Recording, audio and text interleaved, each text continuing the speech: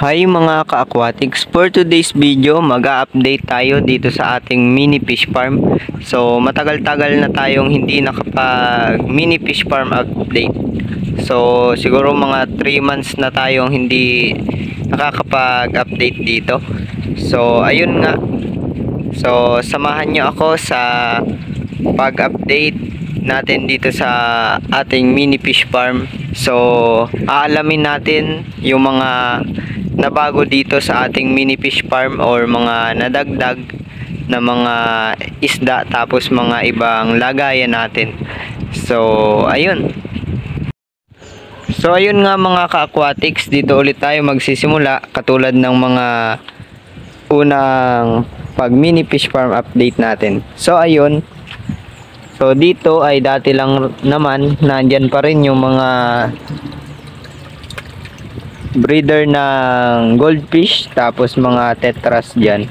So medyo malabo lang yung tubig kasi hindi ko pa nalilinisan yung filter, pero okay pa naman sila dyan, kaya ayos lang. So dito naman mga ka-aquatics, may mga koi fish ako dito, pero dadalawa na lang. So ayan, tapos may mga kasama din dyan na goldfish tapos angelfish. So ayun, dito rin pala mga ka-aquatics, meron din dyan angelfish, 2 piraso. Tapos dito naman sa kabila may isa. So doon naman tayo mga ka-aquatics sa ating mga reptab.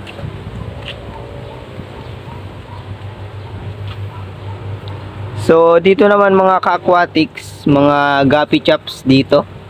So ayan na, napakaganda ng mga kulay nila dyan. So ayun, kung nakikita nyo may biglang lumalabas na kulay orange na malaki. So yan ay Shubunkin goldfish. So isa yan sa mga nakasurvive dun sa mga own breed natin. Tapos yung iba na ibenta na natin.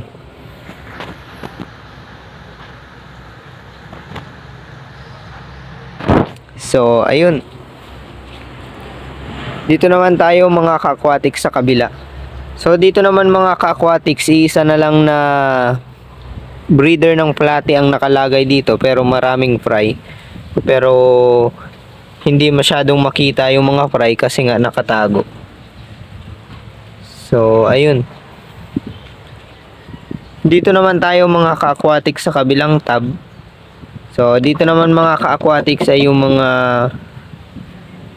swordtail natin, yung mga red swordtail na grow out. So ayan, yung iba malalaki na, tapos yung iba ay maliliit pa rin. So dito naman mga ka-aquatics, mga swordtail din dito. So ayun, napakadami ng duckweed sa ibabaw nila, sa ibabaw ng tank pala sa ibabaw ng tubig. So ayun, so dito mga ka-aquatics, nandyan yung mga red swordtail din natin. Tapos yung ibang swordtail dyan ay naging breeder na kasi hindi natin nilipat, kaya ayun, naging breeder na din. Tapos nag drop na din sila ng mga fry. So ayan, dito naman mga ka-aquatics, dito ay grow out din ito ng ating mga platy, pero dun sa last vlog din natin ay sabi ko dun ay hindi natin nailipat, kaya naging breeder na din yung mga platy dito. So ayun yung mga breeder, tapos sobrang raming fry na rin dyan. So ayan, mga wagtail platies nga pala mga ka-aquatics yung mga nakalagay dito. Tapos dito naman mga ka-aquatics, mga blue moon platy ang mga nakalagay dito. So napakadami na din ng frying dyan. Tapos yung mga breeder ay kasama din nila. So ayan o, naglalapitan sila. So dito naman tayo mga ka-aquatics So, platy rin ang mga nakalagay dito. Mickey Mouse platy. So, meron ditong pair ng breeder ng Mickey Mouse platy. So, ayun. Tas may mga fry na rin.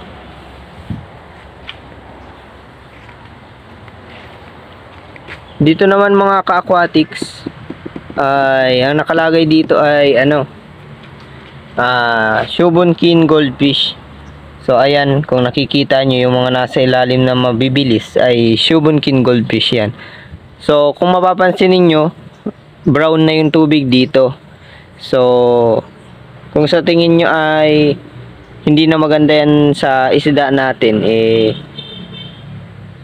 yun ay medyo mali, kasi yung ganyan klase ng tubig ay mas okay sa mga isda natin, pero hindi naman sa lahat ng pagkakataon.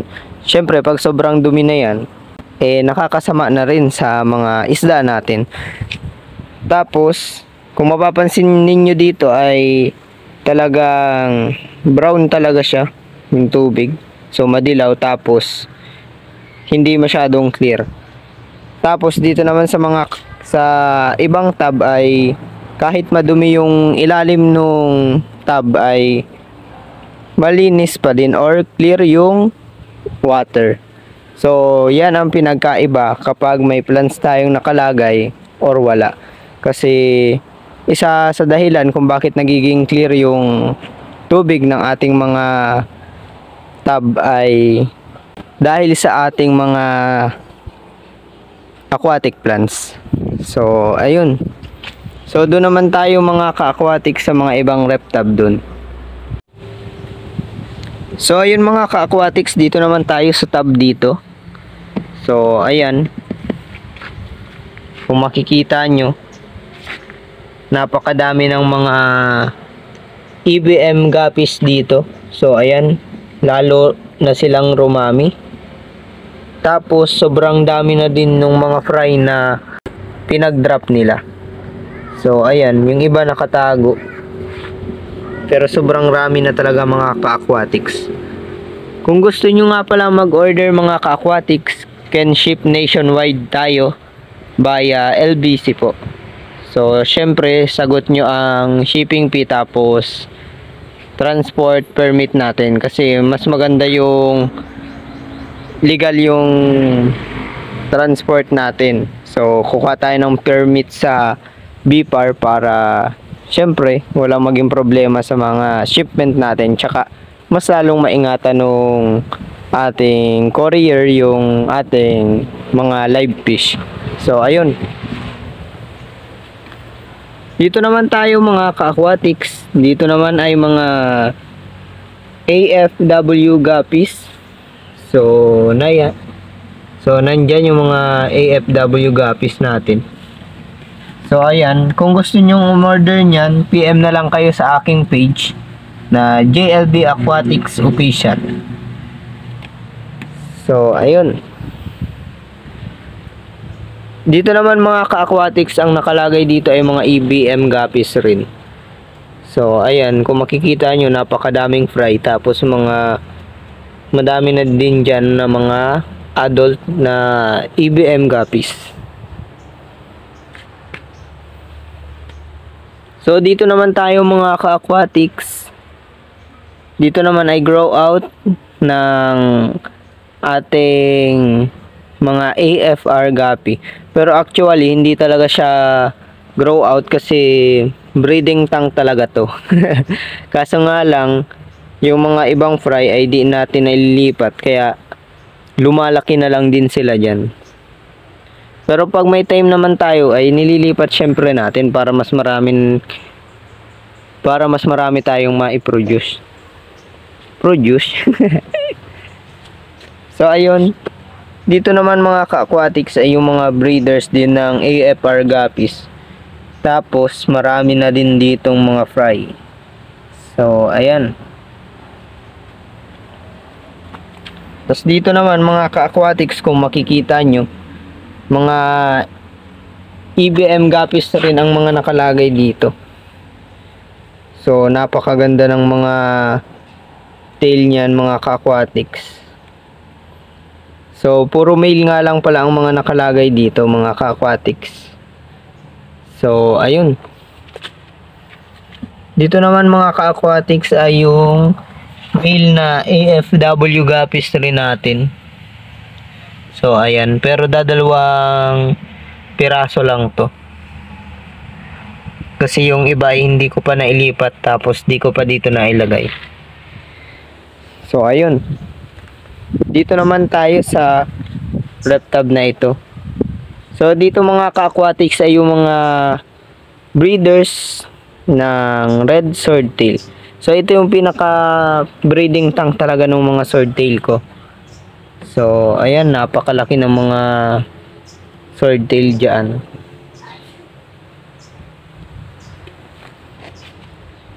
Dito naman mga ka-aquatics, breeder tank ng Mickey Mouse Platy. So, ayun, ayaw nilang lumabas. So, ayan o, ang lalaki ng mga breeders ko dyan. Dito naman mga ka-aquatics yung mga pugtail platy breeders. So, napakarami din ng mga breeders natin dyan. Tapos, makukulay talaga. So, ayun. Dito naman mga ka-aquatics ay mga breeders din natin pero may mga fry na din dyan. So, ito nga ay mga breeders ng Sunke Swordtail. So, malalaki ang mga breeders natin dyan. So, ayan. Sobrang lalaki talaga niyan. Tapos, may nakalagay rin dito na glowfish. So, may hinalo ako dyan na glowfish.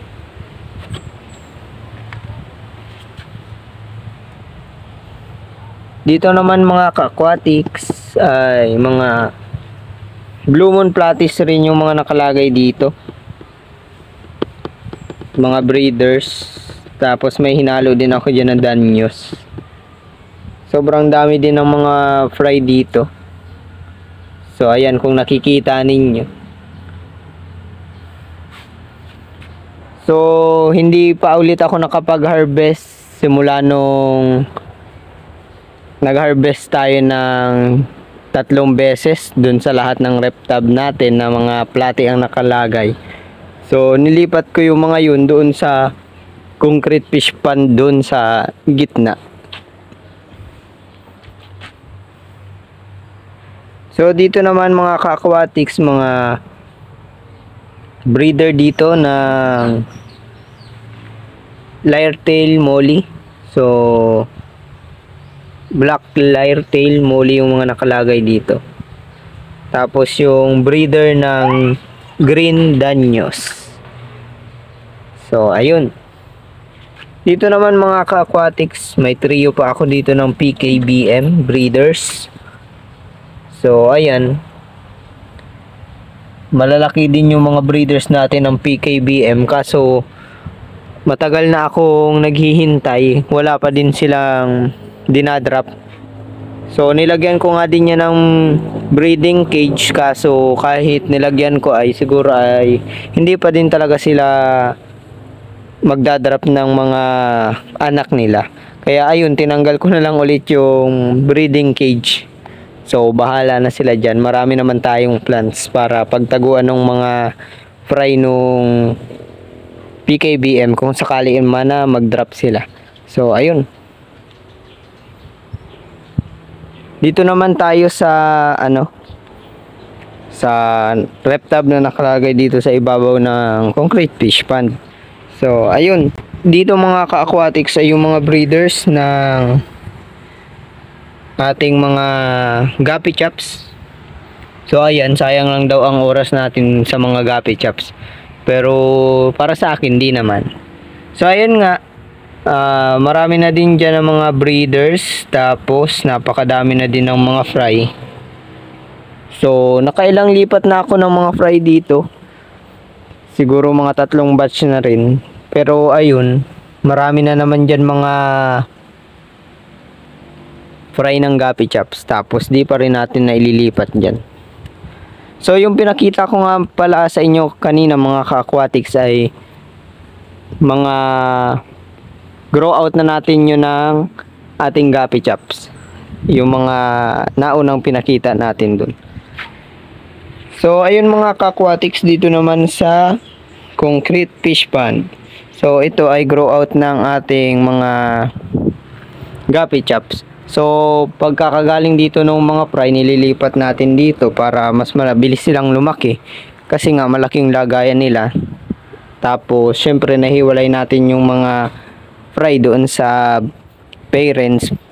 So mas madali silang maglaki kasi di maaagawan ng pagkain. So nandito nga pala yung mga grow out na fry ng Guppy. So nandito nga pala yung mga Guppy Chops natin. So ayan, kung makikita nyo, marami dyan makukulay. So yan ay mga male. So yan ay mga adult na din na mga male Guppy Chops natin. Tapos yan ay hindi natin na isasama pa doon sa mga breeders ay mga grow out natin dun sa isang fish pond. So ayan, pwede na rin yan na mga pour out natin. Tapos kung mapapansin nyo, may mga maliliit kasi yung iba ay mga fry pa yan. Tapos ito kasing mga ibang Guppy Chops dito, yung mga female ay nag-drop na din ng mga fry nila. Kaya ayun, kung makikita nyo, talagang marami rin yung maliliit. So, ayun. So, dito naman mga ka-aquatics, ito naman ay grow out ng Sunkist Swordtail. So, ayan, kung nakikita ninyo, may mga fry pa dito. Tapos, yung iba ay mga, market size na rin. So, may mga available na tayo dyan for out. Dito naman mga ka-aquatics ay grow out ng AFR Guppies. So ayun. Ang kasama na lang dito ng mga AFR Guppies na fry ay yung mga breeders na lang na fem. Kasi yung mga male ay nilipat ko dun sa aquarium. Kasi tinatry kong i-groom. So ayun. So dito naman mga ka-aquatics, mga assorted fishes natin yung mga nandito. So ang mga nakalagay dito ay mga mollies, Guppy Chops, tapos mga platy.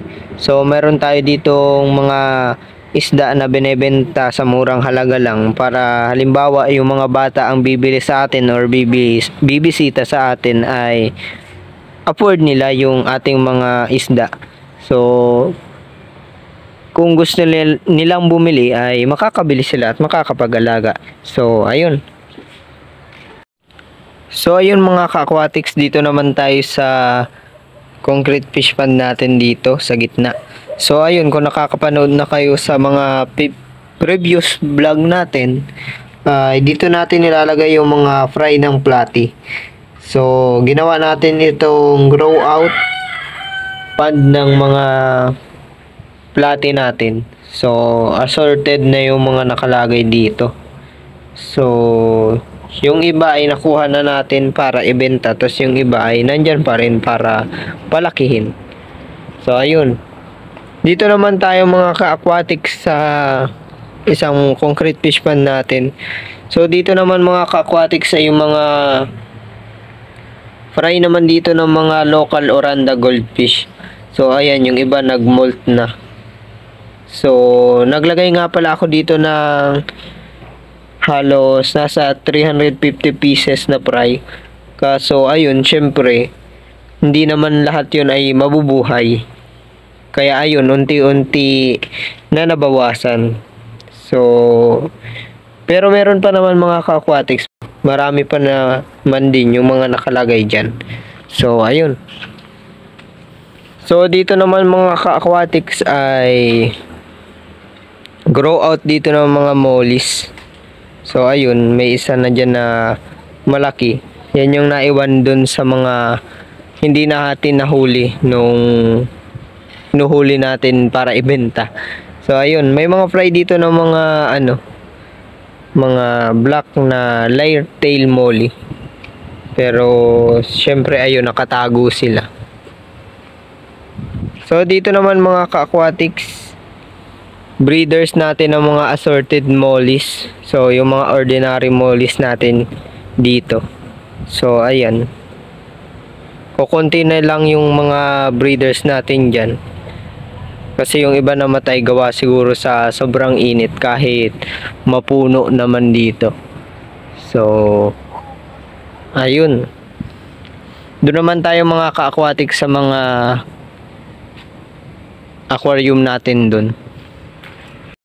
So dito naman mga ka-aquatics ay yung mga betta fish natin. So ayan, kung sakaling may magustuhan kayo ay PM nyo lang ako sa aking page, JLB Aquatics Official. So PM lang kayo ng mga nagustuhan nyo, tapos ipapaship natin yan. So doon na lang sa page ang details. So ayun mga ka-aquatics, nandyan yung mga betta fish. So ayan, mga magagandang betta fish yan. So yung mga nakalagay nga pala dito ay mga Thai imports. So ayun, meron din tayo ditong crown tail mga ka-aquatics, female yan. So ayan, dito naman mga ka-aquatics, female na double tail. Dito naman ay red half moon. So ayan, inalis ko nga pala mga ka-aquatics yung mga harang nito kasi pinapa-flare ko ito kanina, tapos hindi ko pa naibabalik. So ayan mga ka-aquatics, mga crown tail yung mga nakalagay dito. So ayan, dito naman mga ka-aquatics ay mga female dito na mga betta fish. So meron dyan half moon, tapos mga crown tail din, tapos double tail. So ayun,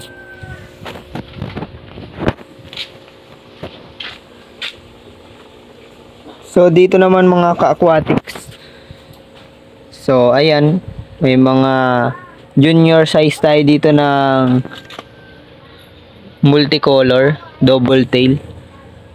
So ayan, napakaganda ng mga kulay na yan. So PM lang kayo mga ka-aquatics kung gusto nyong mag-avail. So mas maganda nga pala na mas dami-damihan nyo yung order para hindi sayang ang shipping fee nyo. So ayun, dito naman mga ka-aquatics may mga veil tail dyan, tapos mga half moon din, tapos mga crown tail. So ayan, so ito nga pala mga ka-aquatics yung mga pambenta natin na aquarium dyan. So ayun, dito naman mga ka-aquatics, nagtry ako dito mag aquascape dun sa maliit lang na aquarium. So ayan, okay naman kahit hindi masyadong maganda. Tapos ang laman nito mga ka-aquatics ay betta fish, mga unbreed na betta fish na yan. So ayan, dito naman mga ka-aquatics ay mga guppy chops, mga 4 out din natin na mga guppy chops.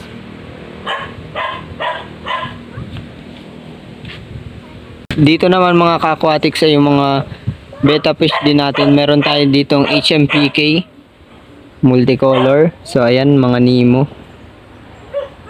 So maganda din ang mga coloration nito, mga betta fish natin dito. So hindi na masyadong mag-flare kasi kanina pa ito nagpe-flare ay, kaya ngayon na hindi na masyadong mag-flare. So tingnan nyo, ang ganda niyan mga ka-aquatics.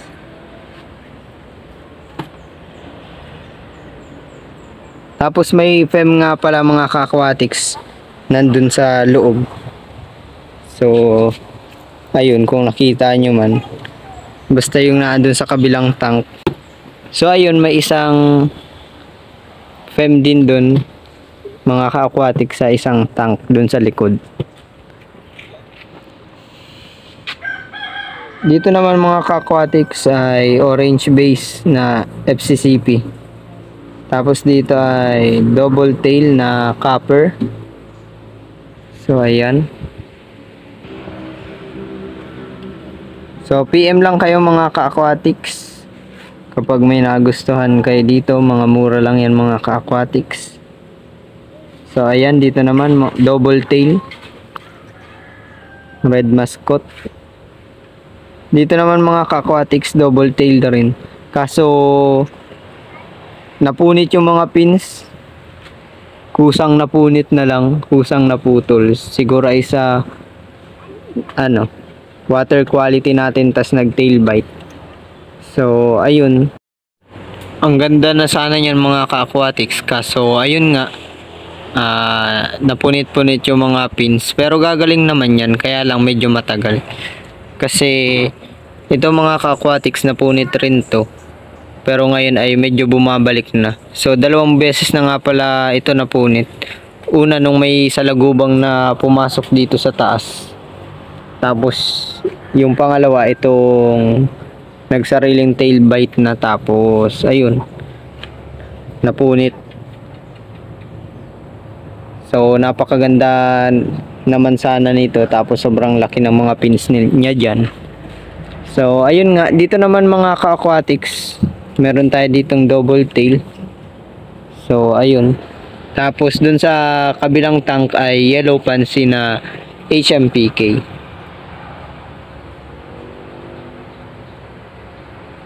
So ayan, dito naman mga ka-aquatics, dito sa unang tank ay platinum white na HMPK. So ayan, tapos dun sa kabilang tank naman ay yellow pansy din na HMPK.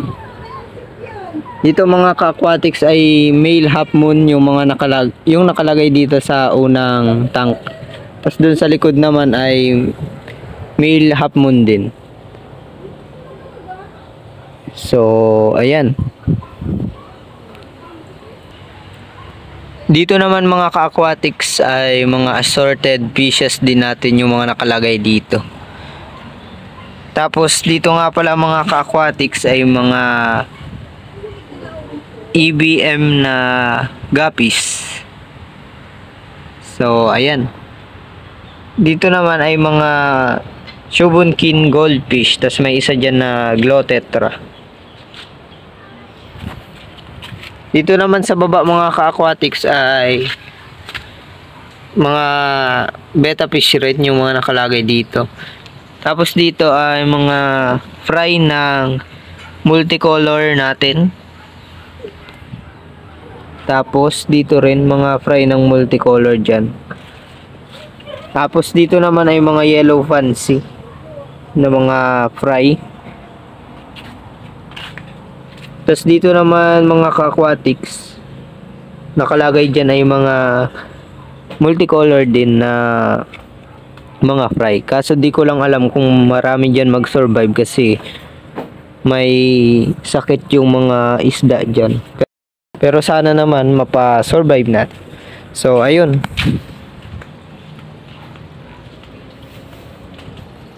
dito naman mga ka-aquatics ay mga Glotetras yung mga nakalagay dito. Tapos ito nga pala mga ka-aquatics yung sinasabi kong tinatry kong i-groom na mga AFR male guppies. So ayan. Tapos dito mga ka-aquatics, Shubunkin yung mga nakalagay dyan. Tapos dito rin. Dito naman mga ka-aquatics ay mga local oranda. So mga market size ng mga local oranda yung mga nakalagay dyan. So ayun. Dito naman mga ka-aquatics ang ating mga iba pang betta fish. So meron tayo dyan mga female na multicolor. So ayan, napakaganda ng mga multicolor natin na female dyan. So sobrang malaking breeder na yan. So, dito naman mga ka-aquatics, may avatar tayo dito. Kaso, ayan. Medyo nag-iba yung langoy.